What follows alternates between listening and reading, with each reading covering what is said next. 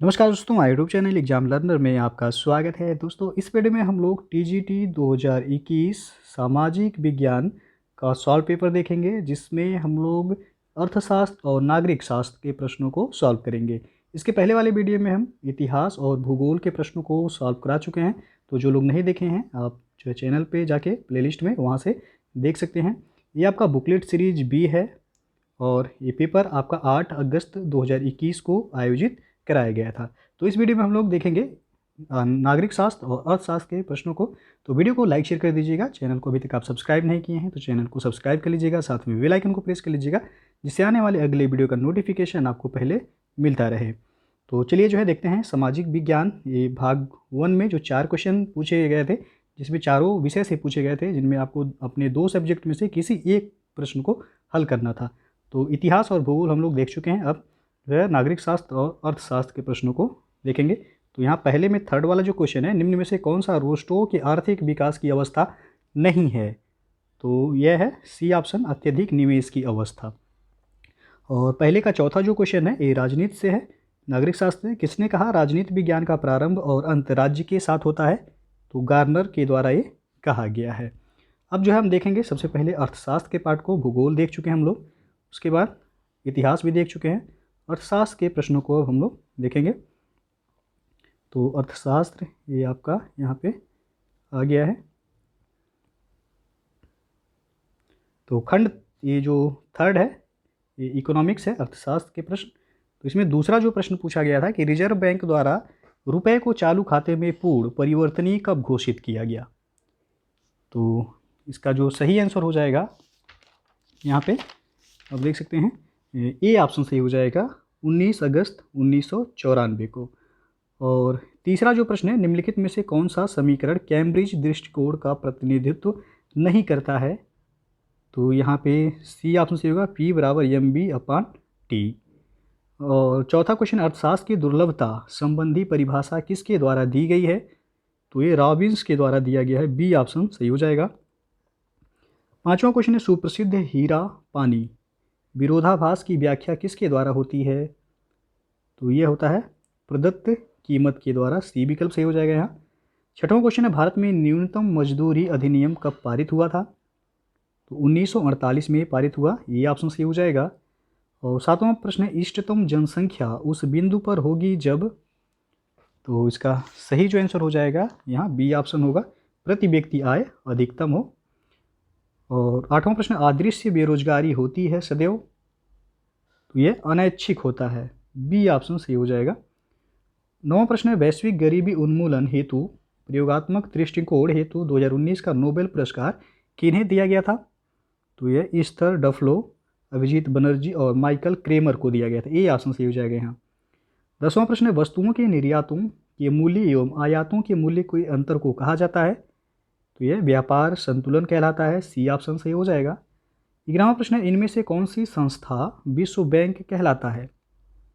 तो यह IBRD है, बी ऑप्शन सही हो जाएगा। और 12वां प्रश्न है, मनरेगा योजना ये सभी जिलों में कब लागू हुई थी? तो 1 अप्रैल 2008 को ये सभी जिलों में लागू कर दिया गया था। 13वां प्रश्न है, कर देय क्षमता को मापने का वस्तुगत आधार क्या है? तो यह है डी ऑप्शन सही होगा, उपयुक्त सभी, करदाता की आय, करदाता का व्यय और करदाता की संपत्ति, तीनों ही सही होगा यहाँ, डी ऑप्शन उपयुक्त सभी। 14वां प्रश्न है, द्विअधिकार के कुर्नो मॉडल के अंतर्गत प्रत्येक द्विअधिकारी कितना उत्पादन करेगा? तो उत्पादन का 1/3, डी ऑप्शन यहाँ सही हो जाएगा। 15वां प्रश्न है, संकटकालीन मुद्रा किसे कहा जाता है? तो प्रादिष्ट पत्र मुद्रा को संकटकालीन मुद्रा कहते हैं, डी ऑप्शन सही हो जाएगा यहाँ। सम लागत रेखा को जाना जाता है? तो यहाँ सही होगा डी ऑप्शन, उपरोक्त सभी साधन कीमत रेखा, व्यय रेखा और उत्पादक की बजट नियंत्रण रेखा, तीनों ही। अगला जो क्वेश्चन है, धन स्वयं एक लक्ष्य नहीं है, यह लक्ष्य का एक माध्यम है और एकमात्र लक्ष्य मानव कल्याण है, यह कथन किसका है? तो यह कथन है मार्शल का, सी विकल्प सही है यहाँ। 18वां प्रश्न है, भेदात्मक एकाधिकार बाजार में कीमत विभेद निर्भर करता है? तो मांग की लोच पर यह निर्भर करता है, बी ऑप्शन सही हो जाएगा, इलास्टिसिटी ऑफ डिमांड पर। और अगला जो क्वेश्चन है, यदि निवल पुनरुत्पादनीय दर 1 से कम हो तो क्या होगा? तो इसका सही आंसर हो जाएगा आपका ए ऑप्शन, जनसंख्या में कमी होगी। 20वां प्रश्न, एक उपभोक्ता संतुलन में होगा जब, तो यहाँ आपका सी ऑप्शन सही हो जाएगा। और अगला जो क्वेश्चन है, यदि श्रम एवं पूंजी में किसी भी आनुपातिक परिवर्तन के साथ एमपीएल ऑब्लिक एमपीके नहीं बदलता है तो उत्पादन फलन निम्नलिखित होता है, तो वह होता है एक रूप या समरूप। सी ऑप्शन सही हो जाएगा यहाँ पे। 22वां प्रश्न है, गिनी गुणांक मापक है किसका? तो यह क्षेत्रीय विषमता का मापक है गिनी गुणांक। डी ऑप्शन सही हो जाएगा यहाँ।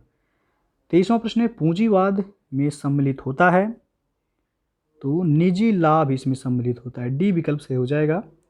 24वां प्रश्न है, सूची 1 को सूची 2 के साथ मिलान करना है, तो यहाँ पे असंतुलित विकास का संबंध हो जाएगा हार्समैन से। उसके बाद आर्थिक विकास के ऐतिहासिक चरण का संबंध हो जाएगा यहाँ पे डब्ल्यू रोस्टो से। फिर है निम्न संतुलन पास सिद्धांत का संबंध हो जाएगा आर नेल्सन से। और विकास का प्रबल धक्का सिद्धांत ये संबंधित है रोजेंस्टीन रोंडा से। तो इसका आंसर जो होगा यहाँ पे D option A C B D सही होगा। डी विकल्प सही होगा यहाँ पे। फिर अगला जो क्वेश्चन है, रिकार्डो के अनुसार दो देशों के बीच अंतर्राष्ट्रीय व्यापार को संभव बनाने के लिए कौन सी दशा का होना आवश्यक है? तो वह तुलनात्मक लागत अंतर। सी विकल्प सही हो जाएगा। 26वां प्रश्न है, भारत में बैंकिंग और मौद्रिक संरचना को कौन सा बैंक नियंत्रित करता है? तो वह रिजर्व बैंक ऑफ इंडिया यानी कि आरबीआई। 27वां प्रश्न है, व्यापार चक्र की व्याख्या करने हेतु निम्नलिखित में से किस अर्थशास्त्री ने स्टॉक समायोजन सिद्धांत का उपयोग किया है? तो एन कार्डोर ने। सी विकल्प यहाँ पे सही हो जाएगा। 28वां क्वेश्चन है, मांग का नियम आधारित है, तो एक गुणात्मक कथन पर यह आधारित है। ये विकल्प सही हो जाएगा। 29वां क्वेश्चन है, एक देश गरीब है क्योंकि वह गरीब है, यह कथन किसका है? तो बहुत ही ये फेमस है। अब इसका सही आंसर हो जाएगा ऑप्शन डी, रैगनर नर्कसे का ये कथन है। और 30वां प्रश्न है, दो तटस्थता वक्र एक दूसरे को नहीं काटते हैं क्योंकि दोनों समान संतुष्टि नहीं प्रदान करते हैं। ये ऑप्शन सही होगा यहाँ। 31वां क्वेश्चन है, मुद्रा की सट्टा मान को जैसा कि कीन्स के द्वारा वर्णित है इस प्रकार व्यक्त किया जा सकता है, तो यह यहाँ पे सी विकल्प से होगा। L2 = FR होगा यहाँ। सी विकल्प सही। और अर्थशास्त्र की विकास केंद्रित परिभाषा किसकी देन है? तो यह पॉल ए सैमुअल्सन की देन है। ये विकल्प यहाँ सही हो जाएगा। फिर है 33वां प्रश्न है, बेसेल मानक संबंधित है, तो यह बैंकिंग क्षेत्र से संबंधित है। ये विकल्प सही हो जाएगा यहाँ पे। अगला क्वेश्चन है, विभिन्न महत्व वाले लक्ष्यों की पूर्ति करने के लिए साधनों की दुर्लभता मानव आचरण की एक सर्वव्यापी समस्या है, यह किसका कथन है? तो यह कथन है रॉबिन्स का। बी ऑप्शन सही हो जाएगा यहाँ पे। 35वां क्वेश्चन है, आधुनिक लगान सिद्धांत के अनुसार लगान बराबर होता है, तो यह बराबर होता है वास्तविक आय माइनस हस्तांतरण आय। ये ऑप्शन सही होगा यहाँ। फिर अगला जो क्वेश्चन है, 15वें वित्त आयोग के अध्यक्ष कौन है? तो आप सबको पता होगा ENK सिंह है। और अगला जो क्वेश्चन है, इनमें से अप्रत्यक्ष कर कौन सा है? तो ये भी आपको पता होगा उत्पादन शुल्क जो है ये अप्रत्यक्ष कर है, तो यहाँ पे यानी कि इनडायरेक्ट टैक्स है, एक्साइज ड्यूटी। अगला जो क्वेश्चन है, एकाधिकृत प्रतियोगिता के संबंध में निम्न में से कौन सा कथन या दशा सत्य नहीं है? तो इनमें फर्मों के प्रवेश पर प्रभावपूर्ण रुकावटें, ये सही नहीं है। फिर अगला जो क्वेश्चन है, हेरट डोमर विकास मॉडल के अनुसार पूंजी एवं श्रम शक्ति दोनों के ही पूर्ण क्षमता तक प्रयोग के लिए या पूर्ण रोजगार के लिए आवश्यक है कि? तो इसका सही विकल्प होगा option C, G = GW = GN। फिर अगला जो क्वेश्चन है, रिकार्डो बैरो समतुल्य किससे संबंधित है? तो यह राजकोषीय नीति से संबंधित है। सी ऑप्शन सही है यहाँ। 41वां प्रश्न है, सामान्यतया मांग वक्र का ढाल होता है, तो इसका सही आंसर होगा आपका बी ऑप्शन, बाएं से दाएं नीचे की ओर। फिर अगला जो क्वेश्चन है, किसी फर्म की पहली आवश्यक शर्त कौन सी है? तो वह सीमांत लागत बराबर सीमांत आय। बी विकल्प सही हो जाएगा। अगला जो क्वेश्चन है HDR 2010 के अनुसार HDI यानी कि ह्यूमन डेवलपमेंट इंडेक्स इनमें से किन 3 आयामों के सूचकांकों का ज्यामितीय औसत है? तो यहाँ पे आपका बी ऑप्शन सही होगा, लाइफ, GNI और एजुकेशन। अगला जो क्वेश्चन है पूर्ण प्रतियोगिता बाजार की वह स्थिति है जिसकी विशेषता है समरूप उत्पाद, डी ऑप्शन सही होगा यहाँ। अगला क्वेश्चन देखते हैं, निम्नलिखित में से लाभ का कौन सा सिद्धांत प्रोफेसर नाइट द्वारा प्रतिपादित किया गया था? तो यह है अनिश्चितता उठाने का सिद्धांत, सी ऑप्शन सही होगा यहाँ। 46वां प्रश्न है, किसने कहा था इच्छाओं से मुक्ति पाना ही आर्थिक समस्या है? तो ये JK मेहता का कथन है, बी ऑप्शन सही हुआ। यदि सीमांत उपभोग प्रवृत्ति 0.5 है तो गुणक मूल्य होगा 2, सी ऑप्शन सही होगा यहाँ पे। 48वां क्वेश्चन है, कौन सा नियम गोसन का द्वितीय नियम कहलाता है? तो यह है सम सीमांत उपयोगिता का नियम, बी ऑप्शन सही हो जाएगा। 49वां क्वेश्चन है, कुल उपयोगिता अधिकतम होती है जब? तो यहाँ ई ऑप्शन सही होगा, सीमांत उपयोगिता 0 है। फिर अगला जो क्वेश्चन है, अनुपात के पैमाने में मूल बिंदु या अक्ष से खींची गई कोई भी रेखा बताती है? तो यह पैमाना बताता है, बी ऑप्शन सही होगा यहाँ पे। 51वां क्वेश्चन, IMF ऋण कहलाते हैं? तो यह क्रय कहलाता है, परचेज, सी ऑप्शन सही हो जाएगा। और 52 नंबर क्वेश्चन है, लाइवेंस्टीन अपने क्रांतिक न्यूनतम प्रयास सिद्धांत में जनसंख्या को कौन सा कारक मानते हैं? तो ये मानते हैं आय मंदक, ए ऑप्शन सही हो जाएगा। फिर अगला जो क्वेश्चन है, व्यापारिक बैंकों की साख निर्माण की मात्रा पर रेपो दर में वृद्धि का क्या प्रभाव होगा? तो साख निर्माण घटेगा, बी ऑप्शन सही हो जाएगा यहाँ पे। गिफिन वस्तुएं संबंधित हैं? तो यह घटिया वस्तुओं से संबंधित है, बी ऑप्शन सही हो जाएगा। फिर अगला जो क्वेश्चन है, प्रोफेसर नाइट के अनुसार लाभ पुरस्कार होता है?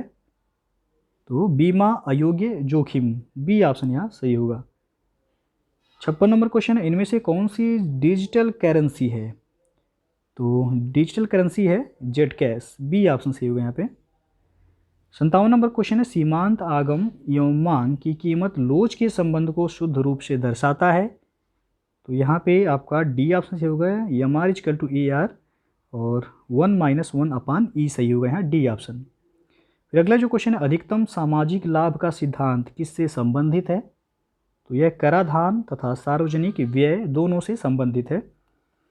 कर भार के प्रसरण सिद्धांत में किस अर्थशास्त्री का महत्वपूर्ण स्थान है? तो ये है कैनार्ड, डी विकल्प सही हो जाएगा यहाँ पे। और 60वां क्वेश्चन है, गुस्टाव कैसल के द्वारा विकसित विनिमय दर निर्धारण का सिद्धांत है? तो यह है क्रय शक्ति समता सिद्धांत, बी ऑप्शन सही हो जाएगा। निम्न में से किस अर्थशास्त्री ने वैल्यू एंड कैपिटल नामक पुस्तक लिखी है? तो यह है हिक्स महोदय, डी ऑप्शन सही होगा। अगला जो क्वेश्चन है, निम्नांकित में से कौन सी विशेषता स्फीति से संबद्ध नहीं है? तो यहाँ पे बी ऑप्शन सही होगा, मुद्रा के मूल्य में वृद्धि होती है। और अंतिम जो क्वेश्चन है अर्थशास्त्र का, ये है मुद्रा परिमाण सिद्धांत में पीगू द्वारा दिया गया समीकरण कौन सा है? तो यह P = KR/M, बी ऑप्शन सही हो जाएगा। अब जो है अगला खंड जो है ये है नागरिक शास्त्र का, तो इसे भी आप लोग जो है देख सकते हैं। दूसरा जो क्वेश्चन है नागरिक शास्त्र का, ये है भारत का संविधान मान्यता देता है? पहला क्वेश्चन हम लोग शुरू में ही देख चुके हैं। तो भारत का संविधान मान्यता देता है किसको? तो इसका सही आंसर होगा ऑप्शन सी, कि धार्मिक और भाषाई अल्पसंख्यक को यह मान्यता देता है। तीसरा क्वेश्चन है, 42वें संविधान संशोधन अधिनियम 1976 के द्वारा निम्नलिखित में से किन शब्दों को प्रस्तावना में जोड़ा गया? तो ये है समाजवादी, पंथनिरपेक्ष एवं अखंडता, ये 42वें संविधान संशोधन 1976 में जोड़े गए थे। अगला जो क्वेश्चन है, किसी व्यक्ति को एक ही अपराध के लिए एक बार से अधिक अभियोजित और दंडित नहीं किया जाएगा, यह निम्न में से किस अनुच्छेद में वर्णित है? तो अनुच्छेद 20 में यह वर्णित है, डी ऑप्शन सही हो जाएगा। किसने राज्य को एक ऐसा संगठन माना है जो सर्वसाधारण को यथासंभव बड़े से बड़े पैमाने पर सामाजिक हित की सिद्धि में सहायता देता है? तो वो लास्की ने, बी ऑप्शन सही हो जाएगा यहाँ पे। छठवां क्वेश्चन है, किसने विचार दिया था कि चूंकि समाज का स्वरूप संघात्मक है इसलिए सत्ता का स्वरूप भी संघात्मक होना चाहिए। तो ये भी लास्की का है, ये ऑप्शन सही हो जाएगा। फिर अगला जो क्वेश्चन है, मूल अधिकारों को प्रवर्तित करने के लिए रिट जारी कर सकते हैं। तो उच्चतम न्यायालय और उच्च न्यायालय दोनों ही रिट जारी कर सकते हैं, डी ऑप्शन सही होगा। 8वां प्रश्न, निम्नलिखित में से कौन एक बहुलवादी विचारक नहीं है। तो जॉन ऑस्टिन, ये एकलवादी विचारक हैं जॉन ऑस्टिन। तो पूछा गया इसमें बहुलवादी विचारक कौन नहीं है, तो जॉन ऑस्टिन सही हो जाएगा, बी ऑप्शन। फिर अगला जो प्रश्न है आपका, परायेपन की संकल्पना कार्ल मार्क्स ने अपनी किस पुस्तक में दी है। तो इन्होंने the economic and philosophic manuscript of 1844 में दिया है, डी ऑप्शन सही हो जाएगा। फिर अगला जो क्वेश्चन है, क्षमा आदि की और कुछ मामलों में दंडादेश के निलंबन, परिहार या लघुकरण की राज्यपाल की शक्ति भारतीय संविधान के निम्न दी गई किस अनुच्छेद में वर्णित है। तो यह वर्णित है आपका अनुच्छेद 161, बी ऑप्शन सही होगा यहाँ पे। 11वां क्वेश्चन है, निम्नलिखित में से कौन सा सही सुमेलित है। तो फांसीवाद का संबंध इटली से है, ये आपका सही सुमेलित है। अगला जो क्वेश्चन है, संयुक्त राष्ट्र महासभा में शांति के लिए एकता प्रस्ताव निम्न में से किस वर्ष में अपनाया गया था। तो ये 1950 में अपनाया गया था, ये ऑप्शन सही हो जाएगा यहाँ। फिर 13वां क्वेश्चन है आपका, निम्नलिखित कार्याधिकारियों पर विचार कीजिए। पहला है कैबिनेट सचिव, उसके बाद है मुख्य निर्वाचन आयुक्त, केंद्रीय कैबिनेट मंत्री, और चौथा है भारत के मुख्य न्यायाधीश। तो प्राथमिकता के आधार पर इनका सही क्रम क्या होगा। तो सही क्रम होगा 4, 3, 2, 1, यानी कि आंसर जो सही होगा सी ऑप्शन यहाँ सही हो जाएगा। सबसे पहले भारत के मुख्य न्यायाधीश, फिर केंद्रीय कैबिनेट मंत्री, फिर मुख्य निर्वाचन आयुक्त, उसके बाद कैबिनेट सचिव, सी ऑप्शन सही है यहाँ। अगला जो क्वेश्चन है, द मॉडर्न स्टेट नामक पुस्तक के लेखक कौन है। तो आर्यम मैकाइवर हैं, ये ऑप्शन सही होगा यहाँ। निम्नलिखित का सही ऐतिहासिक कालानुक्रम बताइए। गोलमेज सम्मेलन, भारत छोड़ो आंदोलन, भारतीय राष्ट्रीय कांग्रेस की रचना और साइमन कमीशन। तो आपको पता होगा 3 गोलमेज सम्मेलन हुए थे, 1930 में, 31 में और 32 में। भारत छोड़ो आंदोलन 1942 में शुरू हुआ। भारतीय राष्ट्रीय कांग्रेस की स्थापना या रचना 1885 में हुआ, और साइमन कमीशन ये 1928 में भारत आया। तो यहाँ पे आपको बताना है कालानुक्रम के अनुसार। तो आंसर जो सही होगा यहाँ पे 3, 4, 1, 2, 3, 4, 1, 2, आप देख सकते हैं यहाँ पे सी विकल्प सही होगा, 3, 4, 1, 2। फिर अगला क्वेश्चन है, भारतीय संविधान में संघ राज्य प्रशासनिक संबंध निम्नलिखित में से किन अनुच्छेदों में वर्णित है। तो यह अनुच्छेद 256 से 263 में वर्णित है, ए ऑप्शन सही हो जाएगा। 17वां क्वेश्चन है, किसने कहा है कि राज्य की उत्पत्ति जीवन के लिए हुई और उसका अस्तित्व सदजीवन के लिए बना हुआ है। तो ये अरस्तु का कथन है, डी ऑप्शन सही हो जाएगा यहाँ पे। 18 नंबर क्वेश्चन है, प्रभुसत्ता की कानूनी सिद्धांत के प्रतिपादन का श्रेय दिया जाता है। तो ऑस्टिन को दिया जाता है, डी ऑप्शन सही हो जाएगा। फिर अगला जो क्वेश्चन है, किसका मत है कि मनुष्य को स्वतंत्र होने के लिए बाध्य किया जा सकता है। तो ये है रूसो का, डी ऑप्शन सही हो जाएगा यहाँ पे। 20वां क्वेश्चन है, निम्नलिखित में से कौन भारत के संविधान का अभिरक्षक है। तो है भारत का सर्वोच्च न्यायालय, डी ऑप्शन सही हो जाएगा यहाँ पे। 21वां क्वेश्चन है, निम्नलिखित में से किसने मताधिकार के लिए योग्यता का समर्थन दिया है। तो जे.एस. मिल ने, बी ऑप्शन सही हो जाएगा यहाँ पे। अगला क्वेश्चन है, किसने लिखा है कि एक संतुष्ट सूअर की अपेक्षा एक असंतुष्ट सुकरात होना कहीं अच्छा है। तो ये भी मिल का ही कथन है, डी ऑप्शन सही हो जाएगा यहाँ पे। 23वां क्वेश्चन है, निम्नलिखित में से किस चिंतक ने कहा था कि राज्य व्यक्ति का बृहद रूप है। तो ये कहा गया है प्लेटो के द्वारा, ए ऑप्शन यहाँ पे सही हो जाएगा। 24वां प्रश्न है, निम्नलिखित में से किस विचारक के अनुसार प्राकृतिक अवस्था में मनुष्य बुद्धि या तर्क वितर्क के बजाय भावनाओं से संचालित था। तो यहाँ पे ए ऑप्शन सही हो जाएगा, रूसो। अगला क्वेश्चन देखते हैं, भारतीय संविधान के किस अनुच्छेद में यह वर्णित है कि ग्राम सभा ग्राम स्तर पर ऐसी शक्तियों का प्रयोग और ऐसे कृत्यों का पालन कर सकेगी जो किसी राज्य के विधानमंडल द्वारा विधि द्वारा उपबंधित किए जाएं। तो ये है अनुच्छेद 243 ए या क, ये ऑप्शन से हो जाएगा यहाँ पे। फिर अगला क्वेश्चन है, राष्ट्रीय विकास परिषद के गठन में निम्नलिखित में कौन कौन सम्मिलित है। पहला दिया गया प्रधानमंत्री, उसके बाद वित्त आयोग का अध्यक्ष, तीसरा केंद्रीय कैबिनेट मंत्री, और चौथा है राज्यों के मुख्यमंत्री। तो नीचे दिए गए कोड का प्रयोग करते हुए सही उत्तर का चयन कीजिए। तो यहाँ पे आपका बी ऑप्शन सही होगा। 1, 3 और 4 इसमें वित्त आयोग के अध्यक्ष जो है सम्मिलित नहीं होते हैं। अगला क्वेश्चन है, निम्नलिखित में से यह किसका वक्तव्य है? संप्रभुता नागरिकों और प्रजाजनों के ऊपर विधि द्वारा अमर्यादित राज्य की सर्वोच्च शक्ति है। तो ये है जेन बोंदा का, ए ऑप्शन सही हो जाएगा यहाँ पे। 28वां क्वेश्चन देखते हैं, भारतीय संविधान के किस अनुच्छेद के अंतर्गत मंत्रीगण सामूहिक रूप से लोकसभा के प्रति उत्तरदायी हैं? तो ये है अनुच्छेद 75, सी ऑप्शन सही हो जाएगा। 29वां क्वेश्चन है, किसने कहा है कि कांग्रेस लॉर्ड डफरिन के दिमाग की उपज थी? तो लाला लाजपत राय के द्वारा ये कहा गया है। फिर 30वां क्वेश्चन है, अनुच्छेद 352 में भारतीय संविधान के किस संविधान संशोधन अधिनियम के द्वारा आंतरिक अशांति के स्थान पर सशस्त्र विद्रोह शब्द का प्रयोग किया गया है? तो ये है 44वां संविधान संशोधन अधिनियम 1978 में। फिर अगला जो क्वेश्चन है आपका, भारत के संविधान के निम्नलिखित में से किस अनुसूची में दल बदल निषेध से संबंधित प्रावधान सन्निहित हैं? तो यह 10वीं अनुसूची, और ये कब हुआ था? 52वां संविधान संशोधन, तो ये 1985 में हुआ था। तो सी ऑप्शन सही हो जाएगा यहाँ पे। फिर 32वां क्वेश्चन है, सूची 1 को सूची 2 के साथ मिलान करना है। तो हेगल का संबंध हो जाएगा यहाँ पे तत्वशास्त्री से, ए का चौथा होगा। फिर जो है ऑस्टिन का संबंध हो जाएगा यहाँ पे न्यायिक से।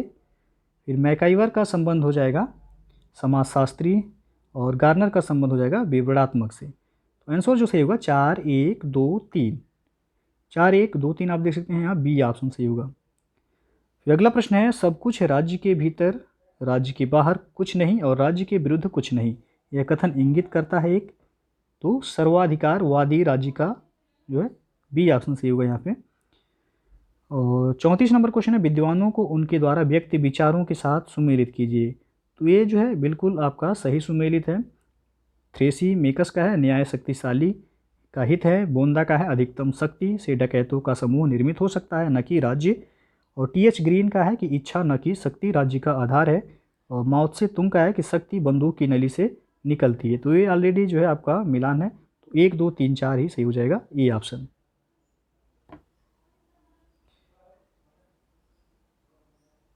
अगला क्वेश्चन आप देखते हैं कि नौकरशाही शब्द का सर्वप्रथम प्रयोग किसने किया है?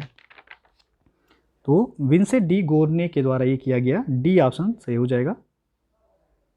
और 36वां प्रश्न है, किसने कहा स्वतंत्रता अतिशासन की विरोधी है? तो ये सीले का है, डी ऑप्शन सही होगा। फिर अगला क्वेश्चन है, दिए गए निम्न भारतीय अधिनियमों में किस अधिनियम के द्वारा भारतीय प्रांतों में द्वैध शासन की स्थापना की गई? तो ये 1919 का भारत शासन अधिनियम में, बी ऑप्शन सही होगा यहाँ। अगला क्वेश्चन देखते हैं, 1963 में लोकपाल शब्द का प्रतिपादन सर्वप्रथम किसने किया? तो यलियम सिंधवी ने किया था, डी ऑप्शन सही होगा यहाँ पे।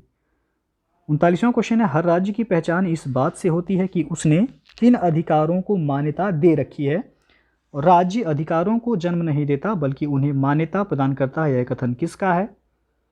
तो हेराल्ड जोसेफ लॉस्की का ये कथन है, बी ऑप्शन सही हो जाएगा।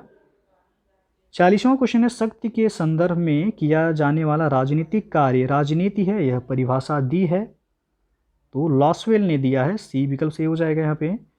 41वां क्वेश्चन है, भारत की संसद मंत्रिपरिषद के कार्यों पर इनके माध्यम से नियंत्रण स्थापित करती है? पहला स्थगन प्रस्ताव, दूसरा प्रश्नकाल, तीसरा पूरक प्रश्न। तो नीचे दिए गए कूट का प्रयोग करते हुए सही उत्तर का चयन कीजिए।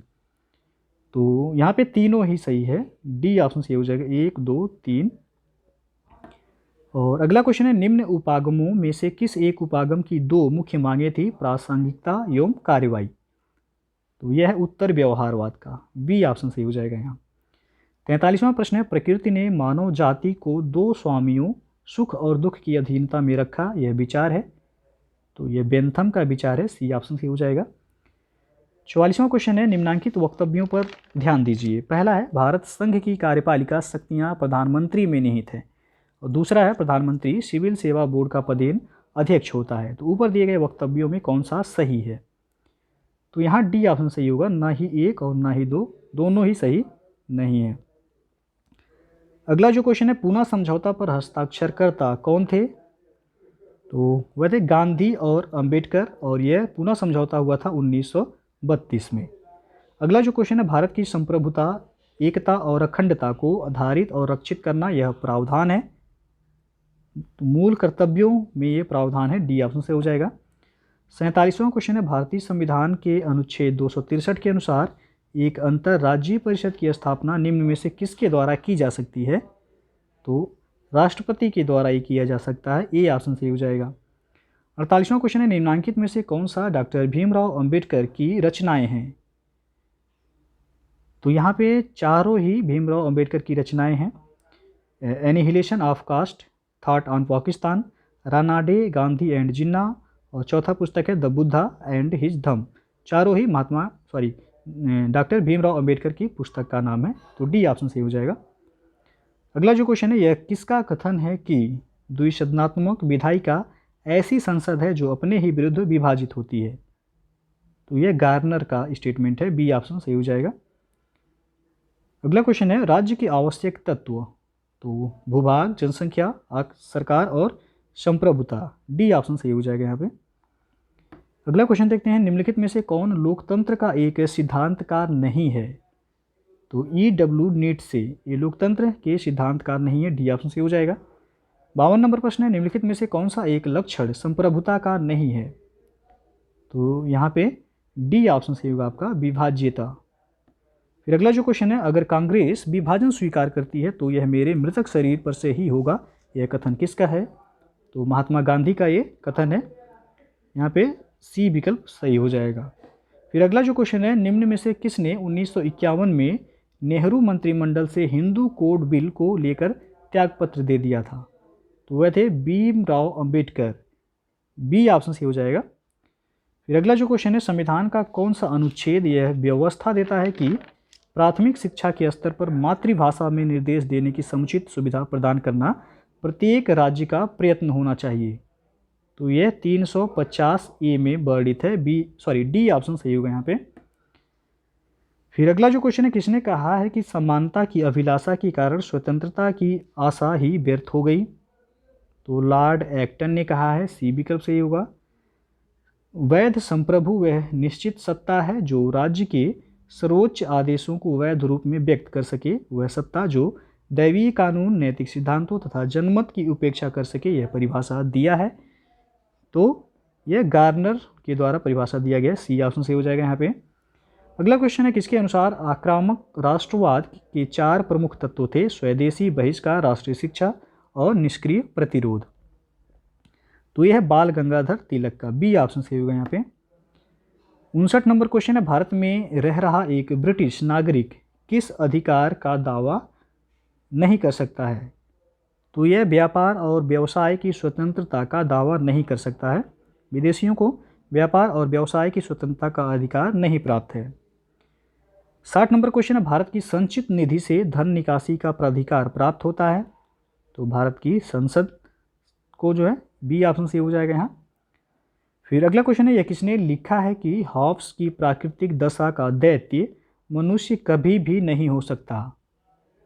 तो यह स्पिनोजा ने लिखा है, ए ऑप्शन सही हो जाएगा यहाँ। 62 नंबर प्रश्न है, निम्नलिखित में से कौन सी संसद की सबसे बड़ी समिति है?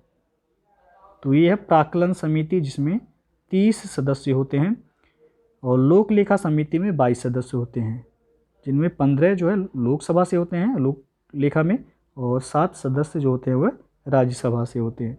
लेकिन पूछा गया है यहाँ जो है सबसे बड़ी समिति संसद की, तो प्राक्कलन समिति है, बी ऑप्शन सही होगा। अगला क्वेश्चन है, सूची 1 को सूची 2 के साथ मिलान करना है और कोड के माध्यम से बताना है कौन सा विकल्प सही होगा। तो बिपिन चंद्रपाल की पुस्तक का नाम है द सोल ऑफ इंडिया, ये का हो जाएगा सी। फिर भीमराव अंबेडकर का है थॉट्स ऑन लिंग्विस्टिक स्टेट्स, तो दूसरे का हो जाएगा डी। फिर अगला है एम के गांधी का हिंद स्वराज, और बाल गंगाधर तिलक का है गीता रहस्य, तो तीसरे का हो जाएगा यहाँ पे बी, और चौथे का हो जाएगा ए, सी डी बी ए आप देख सकते हैं यहाँ पे ए ऑप्शन सही हो जाएगा। तो ये हो गया आपका जो है नागरिक शास्त्र के क्वेश्चंस। तो यदि वीडियो अच्छा लगा हो तो लाइक शेयर कर दीजिएगा, चैनल को सब्सक्राइब नहीं किए हैं तो चैनल को सब्सक्राइब कर लीजिएगा, जो लोग इतिहास और भूगोल का जो है वीडियो देखना चाहते हैं वो जाके चैनल पे जो है देख सकते हैं, वो भी वीडियो अपलोड हो चुका है। तो वीडियो को पूरा देखने के लिए बहुत बहुत धन्यवाद।